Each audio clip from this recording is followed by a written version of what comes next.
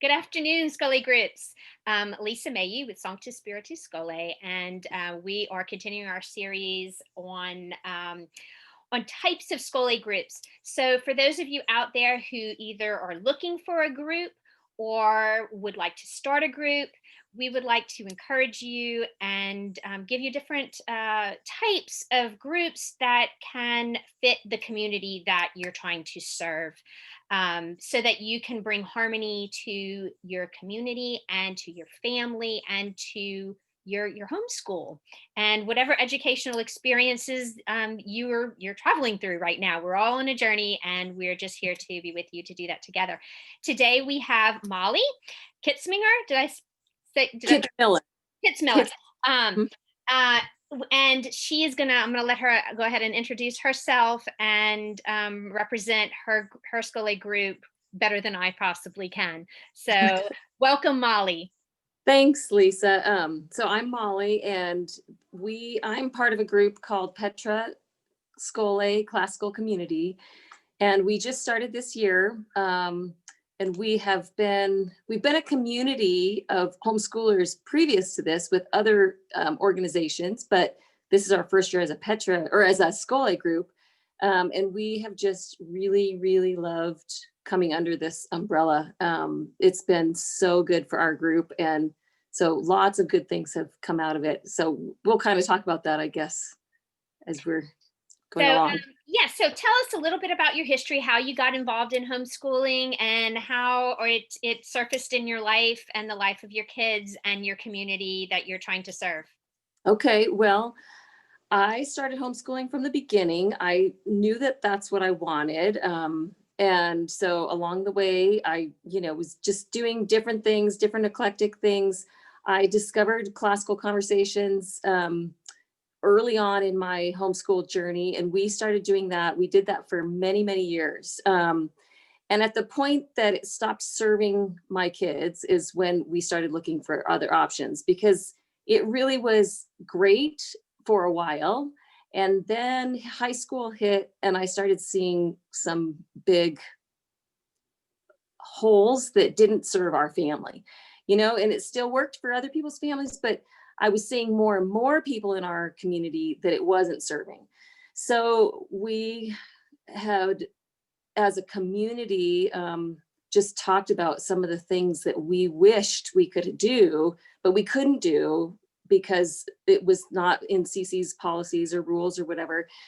And we just kept wishing like we should be able to do this. And so finally we decided, well, let's do this because we know what we're doing now. We've been homeschooling together for a long time, and we'd really like to have a community for our kids that is vibrant and that is Christ-centered and that is not so limiting that you have to either choose just this or something totally different, because we were losing our high schoolers to all these other options that they wanted to do, but you couldn't do that and CC.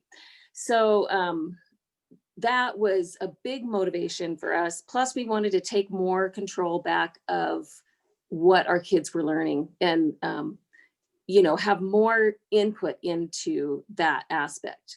So our whole community shifted over to Petra, which was between 20 and 25 families. And this has been, it's been a journey for sure. It's been a long process, lots of time and effort put into switching over. But yeah, it's been great. So now all the rest of my kids are in. I have 2 kids that have graduated, and I have 5 left that are within our community now. So That's great. That's great. Yes, and when you do find that community of single-minded families that have the same goal, it really makes a difference, and that's when that harmony happens. You eliminate the discord and are able to, in single-mindedness, bring harmony through that what you're seeking through those yeah, goals and those the types that and the form that you're seeking. So yeah. Sometimes that's just seasons, right? We're entering a new season of the new year, and with that comes new things. Of course, this last year brought a whole new season for many, many people, and so that's how life is. We That- have seasons, and when one season closes, usually another one opens. yeah. So, well, thank you so much for sharing that little background. So, tell us a little bit about your community and what traditions it holds as far as faith and education. So let's see, as far as faith, we wanted our community to be an ecumenical community. So we don't have any, there's people from all different backgrounds, Orthodox, Catholic, Protestant, just quite a varied group, which is great.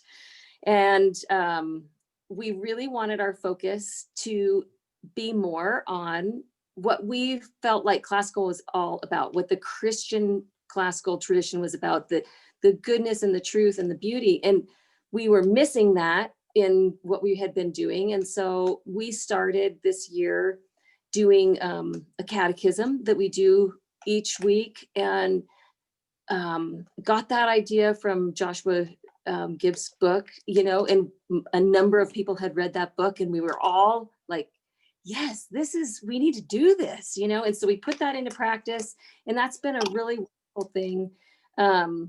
We have started just doing more prayer. So each time, so we have our group divided by ages, and we have our morning time where we do our catechism, we do a hymn, and we have a prayer, and we kind of go to our classes for the day with a mindset of this is what's most important. And then we have had all of our mentors develop just a really brief catechism for their own class. So an opening and closing, an opening of a prayer together, and a closing with a blessing on the kids. And I know personally that has helped me, again, just stay focused on what is really our calling here. Our calling is to raise these kids up in truth and goodness and beauty. And the academics are a secondary piece of that. And so that's really what we keep trying to go back to. And it's very easy to get drawn back into the academic thing, like the rigor and we want it to be a great education, and all that's true, but we continually have to go back to what's really the most important. If a kid doesn't read this book, is it gonna, destroy their life? No. But if they don't know God's truth and his goodness, then that will be a judgment to them. So that has been, those are some of the traditions that we do throughout the school day that have helped us, I think, to stay focused. And Scholé groups are so good for that, following the monastic tradition. That's part of the core. And that's exactly what you're doing. You're starting with a liturgy, and you're ending with a benediction, and all of that is beautiful. And for those that are not familiar with Joshua Gibbs' book, we'll go ahead and put that in the links Oh, for the on the newsletter. So I'll have all of that for you, or for you who are not familiar with it. So, as far as your academic tradition, what do you follow, and tell us a little bit about what you do? so Is it all inclusive, or it, yes and no. So we decided that we wanted flexibility, because what our families were needing and what would really serve them was not the same thing for every single kid, but what was really important for us to do as a community together, that we are learning the liberal arts tradition together, because that's still something that we're growing up into, that we wanted the humanities to be kind of our core. So for each of our age groups, we do our morning opening time, and then you go to your core time, which is history, literature, writing, and like logic, rhetoric, anything along those lines. So, and that takes the whole morning. And that's in one group with one mentor to facilitate the kind of interconnectedness of those disciplines. And as the arts, we're trying to understand better what are these liberal arts that we're doing. And then in the afternoon, pretty much everything is elective. So we have science 1 hour, we have languages, which includes this year Latin and Spanish, 1 hour, and then we have a final hour of just kind of a variety of different classes. So we want our students to be there for the core. The afternoon is, you get to choose if this is going to serve your family or not. And pretty much everybody has chosen almost the whole day, but not everybody has, and it's given other people freedom to do other things that they need to do. So that's kind of how we've managed it. So the only thing that you don't possibly, if I'm understanding correctly, that you don't touch on is math. So does everyone do math on their own? Everyone does math on their own, although we do have, so this is another great thing that we didn't know how good it was going to be until we started it this year, but we have math first thing in the morning with a couple of our dads that come in and they teach Algebra 1 and Algebra 2. And so anybody that's at that level of math can go into that class, but they don't have to use the same curriculum. They're teaching it conceptually so that anybody can learn from that. The rest of the kids are doing calisthenics. So it's pretty much all of the elementary is doing calisthenics. And our elementary mentors have said, this has been the best thing that we've done because these kids really can focus. They can sit, they can be present for their core classes because they've just been moving for an hour, before class. So that has worked out really, really well. Yeah. But so math you do on your own or gymnastics. Or gymnastics. The gymnastics. Yeah.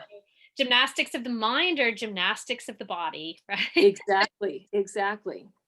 That's beautiful. And a lot of times that happens is, things blossom from seeds that we didn't know were necessary, that we needed to plant. So that's beautiful. Yeah.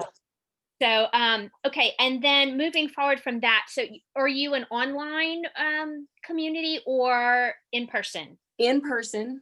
Okay. And we really resisted online. So we did whatever we could this year to stay in person.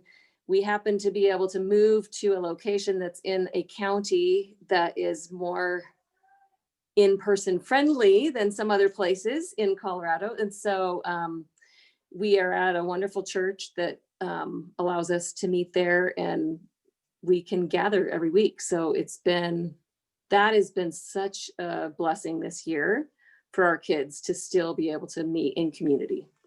And so remind us again where you're located. In Colorado, in Longmont. In Longmont, okay. Mm-hmm. For anyone who is interested possibly in the future. Yeah. If you have space, that is. Right, which we are rapidly running out of, to be honest. I'm sure. It sounds so lovely though.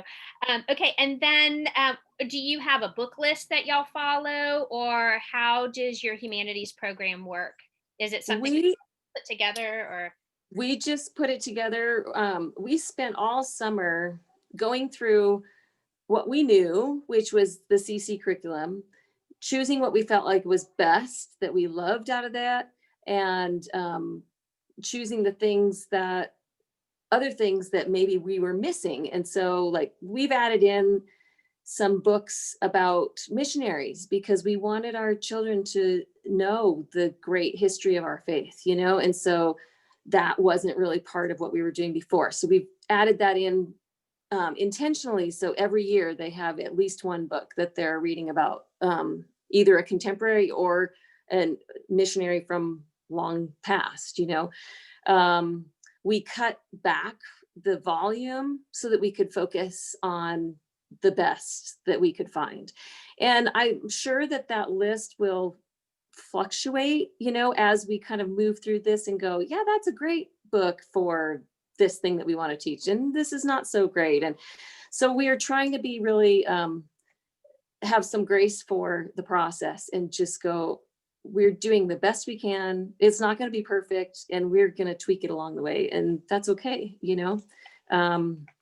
So yeah, I've borrowed from I looked at all the other Scholé groups, handbooks and, the things that were posted on the site. And I poured over those curriculum and the schedules and just tried to adapt whatever we could without reinventing the wheel to what our purposes were.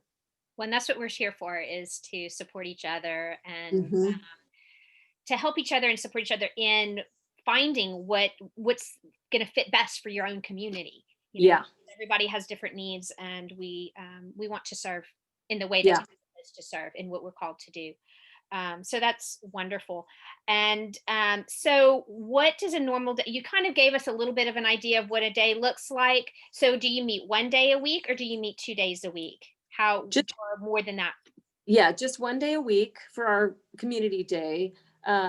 We have found that actually everybody wanted to meet another day of the week. And so we started, not everybody, almost everybody.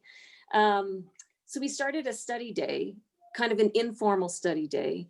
The junior high meets in one place, the elementary meets in another place. And on that day, we kind of communicate to everybody, this is what we're going to be covering that day. So the rest of the week you can be doing other things, but it facilitates certain types of learning that work better in a block or in a big chunk. Like we can talk about the whole chapter of logic all at one time and get it done, and then the rest of the week they're done, and it's taken some things off of plates at home that make it easier to manage at home and more restful at home. So that has been, again, something that we really didn't know was going to be such a blessing has turned into a huge blessing. So, all the kids come and the moms stay, and then we just kind of divide up into groups and moms facilitate different things, that they do together. So It's not necessarily a drop off. So all the moms are involved and present. yes, except for there's a couple who we have said, you need a day off, because like moms that have 6 kids under 12, those kids come and just join in with the group and mom gets a few hours, which is something we can do as a community. We wanted to help bless these moms that I remember being in that place, and it's so hard. So there's a couple that we kick out the door and make them go do something on their own. Needful, whatever that may be. That's Yeah. wonderful, and that's such a great service, because that's what we're supposed to be doing, right? Is supporting each other in this journey, because Yeah, it's not easy. It's not easy for not easy. anyone, regardless of how long you do it. Right? There's always Right. something that there's a struggle, but that's where the fruit comes, is through Ye- that struggle. Uh, Yeah. so how do you continue education for your for the teachers and for the parents? How does that translate in your community? So in our morning time, well, when the kids are doing calisthenics or math, is when we are doing our mother culture time. So we have 45 minutes every week that just moms are getting together and we pray and we're reading a book or we're doing a study. We're starting on the mind of the maker this next semester because we felt like, well, this is a book that we need to read, and so much better to read it with people so that we can understand it together, and because it's not something that a lot of people would just pick up on their own necessarily. It's hard, some of these things. So we're trying to do that in mother culture time.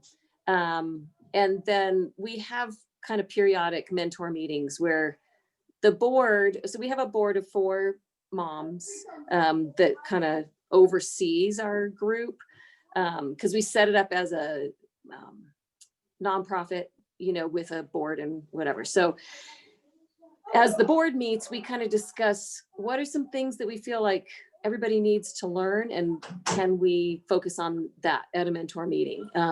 Can we, just a little bit along the way, one mom might have this skill. Can she come along and share it with all the rest of us and help us in how to do a Socratic dialogue, or how to, I don't know, some people are really good at organization. How do you set up your schedule? You know, how do you set up your syllabus? And so we're trying to pull from all of our moms the different strengths that are there, because it's fabulous what God has provided in that group. You know, everybody has something to offer. Yeah, I mean, because we're one body, and everyone has their charism that they've been given, and to nurture and encourage those charisms, we Yeah, can't all do all the things and shouldn't do all the things for various reasons. So exactly. that's beautiful that y'all are pulling that in. And then how does that translate to home? Is everyone on campus so they are conscious of what's going on and then carry out those duties at home? Or So we have a syllabus that lays out what we're going to do in community, and then what work is to, you know, is your responsibility to do at home.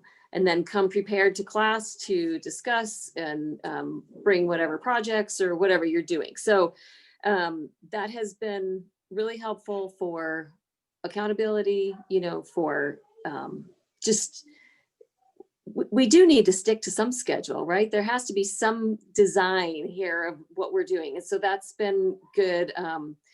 And people can scale, they can change what they're doing at home. Everybody doesn't have to do exactly the same thing. Like with science, we're going to try to teach things conceptually, just like math, because people have their favorite science curriculum that they want to use at home, and somebody else likes something else. And it's all good stuff. So we want to give people the freedom to do that, and then come together with what's common, you know, that we're all learning. So yeah. in that, it because we find the harmony in all of those differences, right? And Right. to join together. I have a quote that I'm going to go ahead and read um, from St. Paul about encouragement and harmony. And it's from Romans 15:5-6. And may the God of endurance and encouragement grant you to live in such harmony with one another in accord with Jesus Christ, that together you may with one voice glorify God, the God and the Father of our Lord Jesus Christ. So it's through all of that harmony that and through those boundaries that we establish for that single-mindedness, that we are able to come together and find the form that fits for us to serve, right? Yeah. Yeah. Um, Yeah. The well, form is important. It gives us freedom within yes, those. yes, yes. And without it, we don't have the freedom as much Right. as we think we might, right? We have chaos is what we have. We have Right. Yes, I try to tell my kids that, and they don't believe me yet. So, but Molly, thank you so much for being with us. What is it that you want to share with the groups out there that are possibly looking to start a group, or looking for a group, or want to grow their group? What would you like to share with everyone? Wow. Well, I would say that there's an endless amount of resources on the Scholé website. That was a source of a lot of help to us. Um, and we actually called one of the, what do you call them? The consultant. Yes, yes. And I talked with her one day, and she gave me so much good advice that we kept going back to. And as we were starting this up, just took it one step at a time. You know, we felt like it was really important to understand what our mission was. So we carefully laid that out and crafted it out. And it was really important to hear from all of our community. And so we spent lots of time talking, and it took a lot of time, you know, but all that investment on the front end has really reaped a lot of harmony, like what you've said, and encouragement in our community. And our kids go to community and love it, and they want to be there. And, you know, same with the moms. And so that is just, it's a total answer to prayer. Like, we didn't know when we started. You just don't know. But I think don't go ahead of God. That was the other thing, is we really prayed every step along the way. And a lot of times it seemed like there was no answer, that we were not going to solve this problem. We didn't know what to do. But rather than trying to force it, we waited, and then God would always come through. So that would be like the next most important thing, is just don't move ahead unless you're clear that that's what you're supposed to do. Well, So thank you so much, Molly. And we will put a link. Do you have a Facebook page or a website that they can we contact? have a website. Yeah. All Hmm. right, so we'll go ahead and put that link in the notes. And if you have any questions for Molly or for me, or for the group as a whole, Scholé as a whole, we have a Facebook page called Contemplating Scholé, and you're welcome to join us there as well. So thank you all so much for being with us, and y'all have a happy new year. Yes, you too. Thank you so much.